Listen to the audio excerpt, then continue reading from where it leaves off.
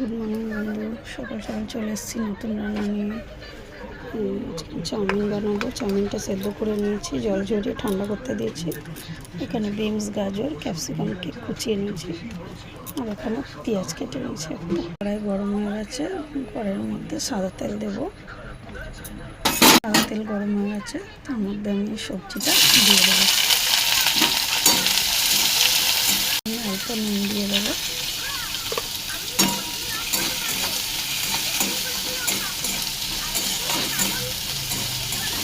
Beans, গাজর আর capsicum ভাজা হয়ে গেছে দেখুন। এর মধ্যে দুটো কাঁচা লঙ্কাও দিয়ে দিয়েছিলাম, তো পেঁয়াজ একটা কুচিয়ে দিয়ে দিলাম মাঝারি সাইজে। সবজিটা ভাজা ভাজা হয়ে গেছে। এরপরে আমি একটা ডিম ফাটিয়ে দেবো।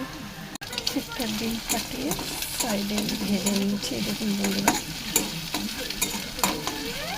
একটু সামান্য একটু নুন দিয়েছি ডিমটা, কেন সবজিতে নুন দেওয়া আছে। ডিমটা মিক্স করে নিচ্ছি। ঠান্ডা আছে চাটনিটা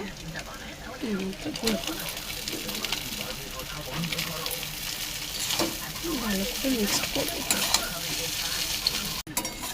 ভালো করে চাউমিনটা মিক্সড করে নিচ্ছি দেখুন বন্ধুরা, কত সুন্দর লাগছে।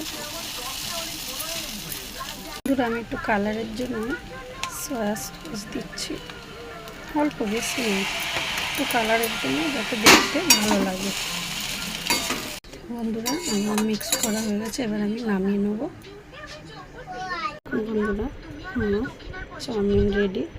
কাঁচা পেঁয়াজ, টমেটো সস দিয়ে কত সুন্দর লাগছে। এইভাবে বানালে বাচ্চাদেরকে টিফিনে বা সকালে বিকেলে যখন হোক টিফিন খাওয়া যাবে।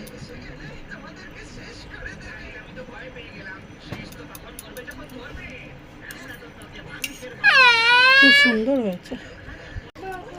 আমার মেয়ে কাঁদছে খাওয়ার জন্যে, তো ওকে একটু দিলাম। খুব সুন্দর হয়েছে বন্ধুরা, আপনারা বাড়িতে অবশ্যই ট্রাই করবেন আর আমাকে কমেন্ট করে জানাবেন কেমন হয়েছে। আজকের মতো টাটা।